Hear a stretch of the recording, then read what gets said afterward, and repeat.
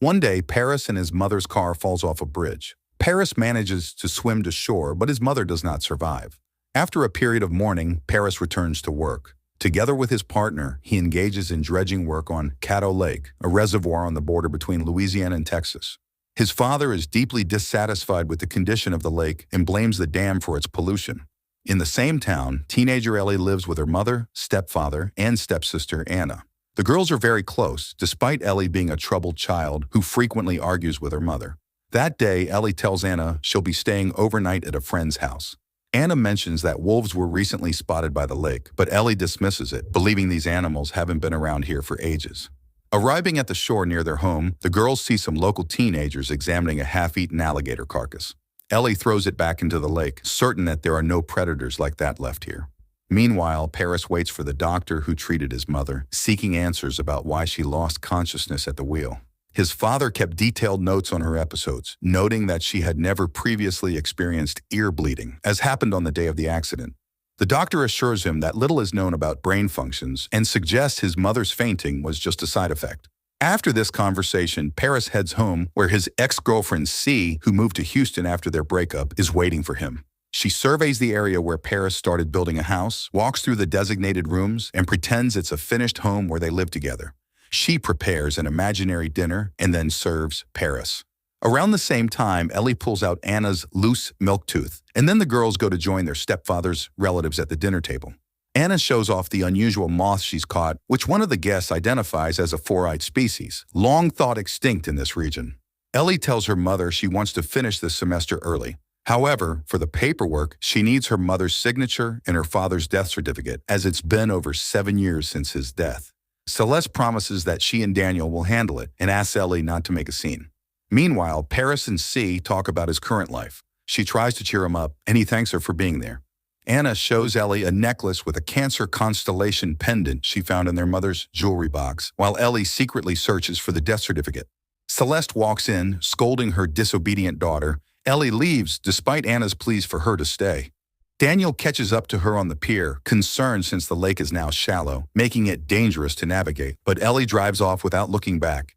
At the same time, Paris says goodbye to C, putting her in her car. His dog suddenly starts barking restlessly at the lake. Ellie heads into the dried-up forest exposed by the drought. Suddenly, eerie sounds echo over the lake, frightening both Ellie and Paris. Paris calls his dog back, while Ellie spots a pack of wolves in the submerged thickets. Later, she arrives at her friend's house and tells her about the animals, suggesting someone must have brought them here. That's also where Anna found those huge, four-eyed moths. The next morning, Ellie is woken up by a phone call.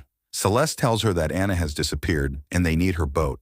Paris heads to work on the lake, where his partner suggests they take a shortcut across the dried-up section. Ellie rushes home. She moors the boat, which her stepfather's brother notices, and runs toward the house. Celeste is calling all friends and acquaintances, while Daniel prepares to search the streams. Suddenly, Daniel realizes Ellie's boat is no longer docked. He yells at her, but Ellie doesn't understand who could have taken it, as she just tied it up. It seems someone has left on it. Meanwhile, Paris walks through the exposed forest, where he finds an abandoned oil pump. Suddenly, he temporarily loses his hearing. He staggers, and his hearing returns. His partner calls out to him, surprised by his sudden appearance. The area is strewn with debris, and their boat is stuck. Paris begins clearing the motor and suddenly notices his mother's necklace wrapped around the propeller. In the meantime, friends and neighbors have joined the search for Anna. Celeste shows a photo of her daughter, noting that she's missing a front tooth now. The sheriff arrives, announcing that a search party is being assembled and reminding them that Anna has run away before to spend time with her stepsister. But this time it's different. No one argued, and the boats are gone. Either she was taken or she's injured. Paris returns to his family home, pulls out a box of his mother's belongings, and checks the pendants, confirming they're identical. Meanwhile, Ellie and Daniel take the neighbor's boat to search for Anna. C arrives at Paris's place, and he gives her the necklace he found, leading her to the spot where he lost his hearing. But now, everything seems normal. In the meantime, rescuers find Anna's empty boat. Ellie notices that the girl's life jacket, labeled with her name, is missing. Paris tells C about his hearing loss and the trembling in his hand, and how he then found the necklace. He's convinced his mother was there. C recalls their last boat ride during the previous drought when they got stuck in the silt. Paris recalls it was 1999 and abruptly leaves. He finds his father's weather records from the last 50 years, detailing all droughts and lake recessions. The searchers divide the lake into sectors for their teams. The sheriff warns that a crack has formed in the dam, and if it breaks, Anna might never be found. Ellie insists on checking the dried-up forest, but the sheriff considers it too dangerous. Paris shows C his records. It turns out his mother's episodes occurred during droughts. C worries the illness might be hereditary, but he tries to assure her something strange happens when a particular part of the lake dries up. C says she loves him and even delays returning to Houston, but he's unable to respond. Ellie asks her mother why Anna's boat was brought home instead of being examined. It turns out the sheriff ordered it returned to the family. Celeste explains that Anna often cried for missing her sister. Ellie shifts the conversation to her father, suggesting her mother is acting out too. Celeste then admits that he simply abandoned them, explaining she knows because his new girlfriend attacked her in a store parking lot. That's why she hid everything from Ellie. Ellie walks out crying as the news broadcasts warnings about the dam, which was built in the 1950s. Meanwhile, everyone who can is out searching for Anna. Ellie finds a photo of her sister and takes her boat to the area where the water level has dropped, exposing the lake bed. At this time, Paris's father stops him, worried since he didn't show up to work. Strange sounds echo from the lake, and Paris's hand starts to tremble. He bids his father goodbye and leaves. Ellie walks around, calling her sister's name.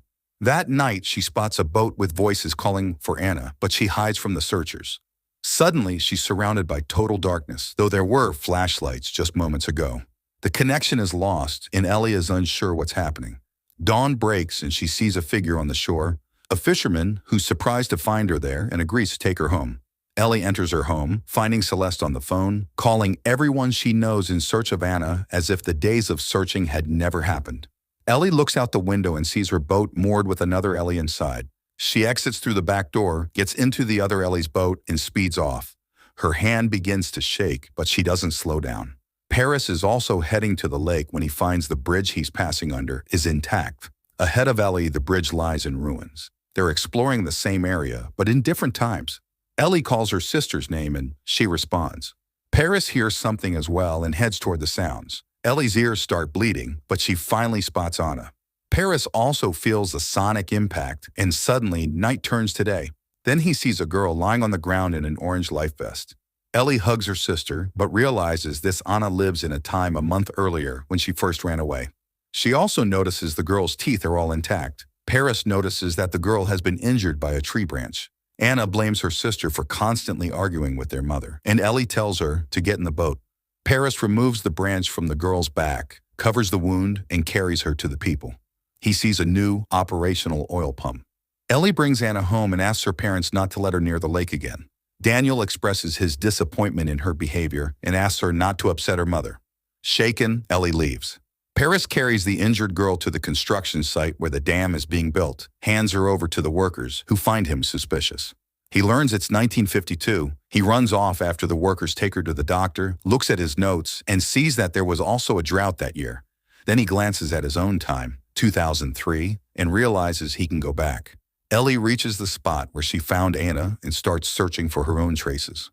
She falls into a pit, and when she crawls out, night has turned to day. Paris also finds the place where he found Anna. Ellie reaches her boat and sees a swarm of four-eyed moths. Daniel calls her, but the connection is weak, and he can't figure out her location. She ties a rope to a tree and begins circling the area, calling for Anna. Paris sees this yellow rope, but suddenly he falls, and blood starts flowing from his ears. Ellie closes her loop, and her hand begins to tremble. Paris sees her boat. Ellie finds her sister's life jacket.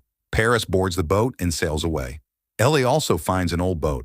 Paris is stopped by the police, who are searching for Anna. They ask for his ID, but he doesn't have it and flees. His boat hits a stump, and he falls into the water. Ellie docks and sees a poster from 2005. Paris is taken to the hospital, where he learns he's in 2022. Ellie wanders the town, showing everyone Anna's photo. Outside a grocery store, she suddenly sees her mother's necklace hanging from a car, remembering Anna took it the day she disappeared. Meanwhile, Paris is interrogated by a police officer, but he stays silent, unsure how to explain his presence in the future. Ellie breaks into the car to retrieve the necklace, and the car's owner confronts her, demanding its return. Ellie asks where the pendant came from, and the woman says it belonged to her missing boyfriend's mother, Anna. Ellie picks up a missing person poster with her father's. Paris's photo on it and realizes the woman is her mother, Celeste, holding Ellie as a baby. Celeste, assuming Ellie is Paris's lover for whom he left her, asks her to tell him he has a daughter. Ellie runs away. She finds an internet cafe and searches for everything she can find about Anna. Paris asks to be taken to the restroom from where he escapes. Ellie finds records about Anna and calculates the years. Paris sees a news report with Anna's photo, realizing that the girl he saved in the past is his own mother. Ellie realizes the girl from the past is her missing sister. She carefully follows her journey from primary school, university graduation, her wedding, and the birth of her son, whom she recognizes as her father. Paris unexpectedly finds himself in the hospital room where his aged father lies. He tells him he found his mother. It turns out there's a place on the lake where time travel is possible, which explains her illness, as she came from the future, just as he did. They find him, and Paris jumps out the window. Ellie, having reviewed all the information, realizes her stepsister Anna is actually her grandmother. At this point, Paris seizes Celeste in Daniel's car and heads to the lake. Ellie returns to the lake to go back to her own time. Paris is spotted by the police, who pursue him while Ellie reaches her marked square. The police stop Paris on the bridge, and he jumps into the water. Ellie follows her rope when the dam breaks, the wave reaching Paris, who dies. The water floods the temporal anomaly area, and Ellie returns to her time, where the search for Anna has been ongoing for 3 days. Daniel mentions a guy who looked very similar to her father, who died after jumping from the dam. Ellie tells him they're family, despite the arguments, but doesn't reveal that he is her great-grandfather. She returns home as the TV shows a photo of Paris, with the police requesting help identifying him. Celeste is shocked at the news. Ellie shows her Anna's school photo from 1952 and hugs her, explaining that neither Anna nor Paris wanted to leave them. Filming movies about time loops is always challenging due to the contradictions and confusion that arise in the final resolution. However, this one successfully creates the right balance between the main character's stories and a tangled plot, which becomes fully understandable and explained by the finale.